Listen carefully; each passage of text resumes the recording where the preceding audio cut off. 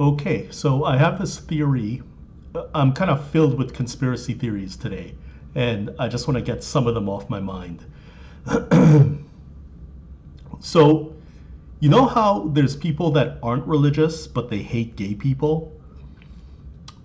Um, they don't know where that hatred of gay people comes from, but they know they hate gay people. And it's kind of obvious that it comes from a legacy of religious belief.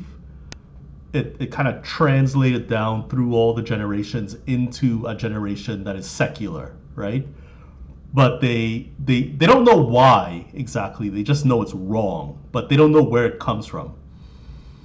So I feel like the same thing happens with procreation. I think we don't know why we want to procreate. We just know it's right. And I have a feeling that we have this self-image of ourselves as built in the image of God. But it's not enough that we're built in the image of God. It's also that we find God mysterious, right? We don't really know what God is. He's intrinsically mysterious, just like, you guessed it, consciousness, right? So we're all born with consciousness, which we find just baffling. We're, like Sam Harris says, we're all experts at it. We're all experts at consciousness. We just don't know what it is, right? So, so procreation is this kind of like this perpetuation of godlike qualities, right? That even we don't understand. So it must be a godlike quality that we have, right? It's just that it's kind of like a God of the gaps fallacy. Like, if I may call it a fallacy, it's kind of like we don't know, therefore we assume it's godlike. We just know we got to keep doing it, right? So that's my take on that. The second thing is I feel like there's a conspiracy against antinatalists to pathologize them. I feel like antinatalists have to deal with a lot of like accusations of being edgelords and freaks and broken and lonely and isolated, and I feel like those things are ad hominem attacks. I feel like they're genetic fallacies, right? Like, I feel like they're personal attacks that don't get to the core of antinatalism, or the arguments, like the philosophical arguments for antinatalism. So I feel like there's a global conspiracy against antinatalists in that sense, right? So that's conspiracy number two. Conspiracy number three is I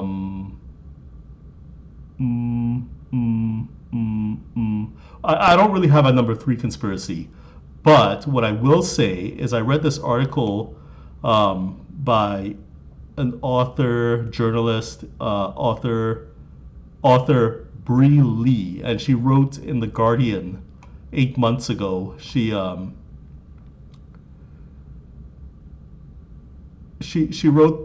this article. It's called "I Wanted to Know If Having a Kid on a Burning Planet Was Right. I Found Out That Antinatalism is Seriously Taboo."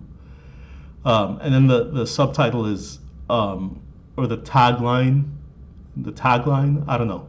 The tagline is, "Society has come a long way in making space for maternal ambivalence and the child-free movement, but those frameworks ask whether we want to have children, not whether we should."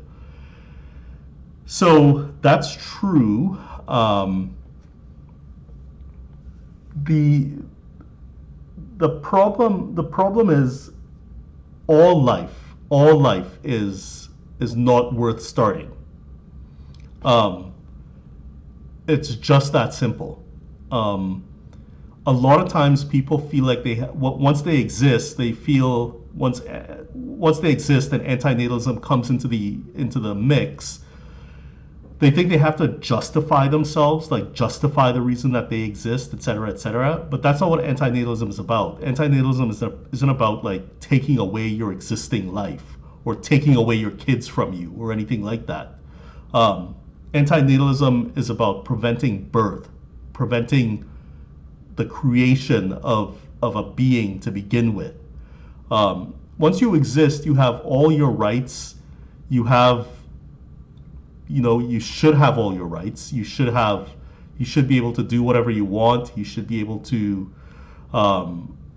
enjoy your life with the things you see enjoyable.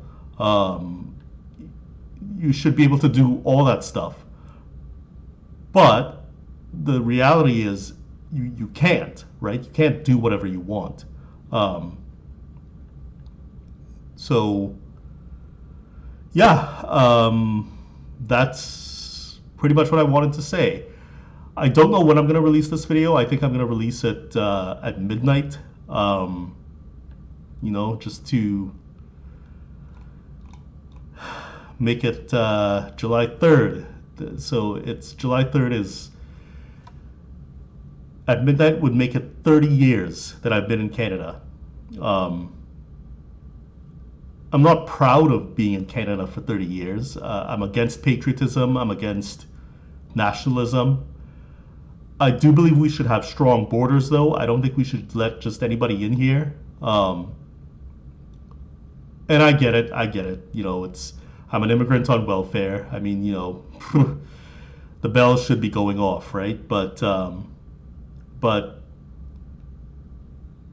yeah, we should really look at. We should have strong borders. That's where I'll leave it. We should be careful about who we let in. I'm sure Indigenous folks feel the same way, or maybe they do, maybe they don't. I don't know. I don't know how Indigenous folks feel. I'm not one of them, so I can't say. But yeah. Anyway, a weird way to end the video, but yeah, we'll leave it there. Bye.